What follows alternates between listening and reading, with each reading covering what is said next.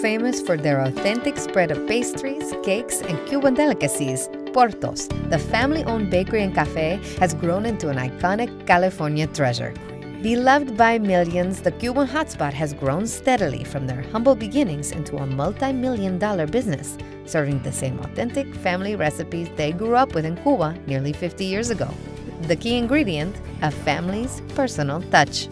Their name isn't just on the company, their efforts. I think that's probably one of the key factors of their success. They are really there with, blood, sweat, and tears. They really do put their heart and soul into it. And I think everyone who knows them will feel the same way. Very humble, very just hardworking people. At the end of the day, that's the end of issue. Nothing else. The story begins decades earlier in 1960s Cuba. With a new political regime taking over the country and revolution already begun, Rosa and Raul Porto requested safe passage to the United States. Because we fill paper for came to the United States. I working in office. El gobierno me votó. Raul and Rosa were stripped from their professional careers, and Raul forced to work in a labor camp cutting sugarcane for a mere $8 per month. Now, jobless and barely able to survive, Rosa turned to her natural gift for baking to support their 3 young children, Beatriz, Raul, and Margarita. Already with a reputation throughout the neighborhood, Rosa began selling cakes to neighbors and local customers. For my mother to make a cake, she just couldn't walk into a Smart & Final and buy those ingredients. All of them had to be bought on the black market. Nobody wanted money. If a farmer bought a cake and he had milk or he had eggs, she would then say, okay, I'll make your cake, but you bring me enough eggs for 3 cakes. It was totally illegal to have any private business. Whenever the secret police would come to raid the house, we already knew that they were coming, and the neighbors would take what little equipment we had through the backyard, so they never were able to catch her. If she was caught, she would have been in jail for 20 years. So this was no laughing matter. After 10 hard years, the Porto's request for exile was finally approved, and in 1971, the family left their hometown of Manzanilla, Cuba, for the United States. Again jobless and penniless, they found themselves in Echo Park in search of a better life. Fortunately, Rosa's reputation preceded her. Immigrants always go to certain areas and they started coming to the house. Dad's got 2 jobs, and my mother would basically work through the night. We'd go off to school, we'd come back, she was baking. Our rooms were full of cake. She had put sheets on top of our beds and she would be flipping and cooling cakes off because she had no room. We actually took our garage and turned it into a kitchen. By then, we were already making not only cakes, but a few of the meat pies and little guava pies, individual pastries. That's when she came to realize that she was ready for the next step, and that was to open her place. In 1976, with a $5,000 loan, the family opened its first storefront, a 300-square-foot bakery on the corner of Sunset and Silver Lake Boulevard in Echo Park. The family quickly outgrows the Echo Park location and in 1982 moves to Glendale, to 330 North Brand Boulevard.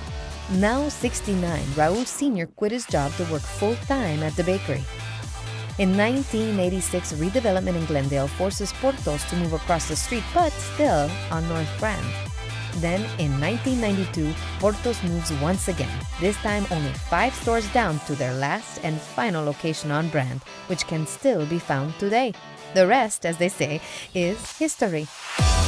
Growth over the next 25 years was remarkable, and Porto's would become a Southern California sensation, generating a cult-like following, achieving success and recognition beyond anyone's wildest imagination. It's just evolving and changing, and we strive for doing the right thing every day, and we're super picky. So it's a passion of the food and the passion of the family. There's no way that we would have been able to do the things that we've done without their personal involvement every single day in the business and driving the business. people assume that we're just a big corporate operation, and it's not. It's still a family-owned business. And to see that kind of passion, to see that here every single day is incredible. And that's, if anybody says, what's the secret recipe? It's that. Today, Porto's Bakery is still family-owned and operated. Raul Porto Jr. has held the title of president since 1993. Betty Porto can be seen daily and in charge of community outreach programs, catering, and day-to-day operations. Margarita Porto oversees the special occasion cake department. The three have transformed Porto's Bakery into a multi-million-dollar operation. and have grown the brand from a single store to 3 incredibly successful locations, with 2 more opening soon. We don't walk around saying, oh yeah, we're so good, we do everything great, we can't fail. On the contrary, we always say, we have to make sure it's right. We have to make sure it's the best. We have to make sure it's... So we're always pushing that envelope. We're going to offer the highest level of quality, and we're always constantly trying to improve. Even when we were young, we always wanted to be proud of what you do, not just do something for the heck of it. So that's something that we as kids were, I think the parents really got that into us, that quality is everything, that's the most important thing. In 2010, Porto's built a new state-of-the-art commissary and test kitchen, which bakes and distributes fresh pastries to all 3 locations daily. The 55,000 square foot fully automated bakery not only allows Porto's to offset the incredible volume, but enables the companies to design, test, and create new innovative ideas and recipes. Porto's literally bakes around the clock to meet the demand. It actually boggles our minds. The volumes are just insane. And I think that has to do with the fact that we've always been so reasonably priced. Always the best. We never compromise on ingredients. The best chocolate, European chocolate, we use European purees, we use everything that any high-end bakery we use. Making sure that we stay on top of that is probably one of the most important jobs that we have. There's only one way to do things, and it's the right way. Don't cut corners. We just want to do the best that we can and continue to grow.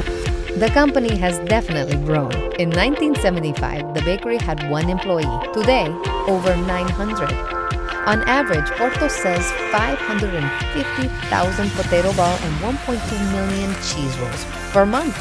The kitchen goes through 3,000 pounds of dough an hour, 10 pallets of cream cheese per shift, 30,000 pounds of butter, and 60,000 pounds of flour per week.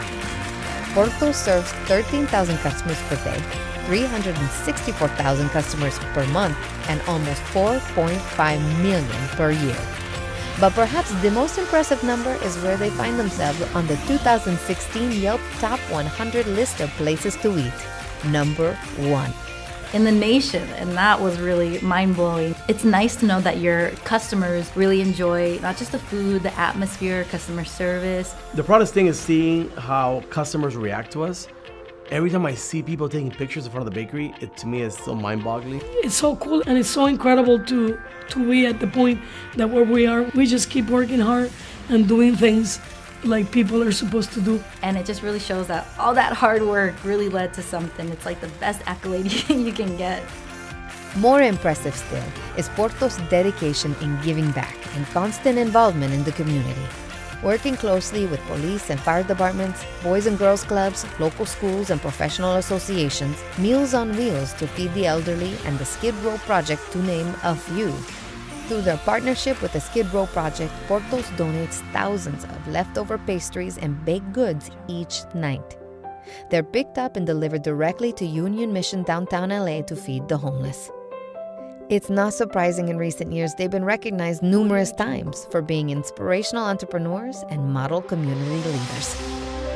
I always think we're a California family bakery. The way we do products is like if you're doing stuff in a family environment. I don't think about numbers or money. I looked at the business as the way we run it. Be decent people. From my side, giving back to the community. Yo le digo que valga a la ayuda de ellos, todo se fue haciendo más. Seeing Raul's parents, to them must be an amazing trip to see from the beginnings to where they are now. I think that was never their expectations. To walk into the store and see all the people lining up, it must be super, super amazing. I think what I'm most proud of is not only the business we've grown, the fact that we've kept the family united and we've all, have come along for the ride, but also the fact of where we started from. It's totally the American dream. Yeah, absolutely. I mean, when people talk about the American dream, that is it. That is it all the way. Well, yo no soñé llegar a lo que hemos llegado. The family story is living proof that with hard work, determination, and initiative, the American dream is possible. This year's Elizabeth Burns Lifetime Achievement Award recipient, Porto's Bakery and Cafe.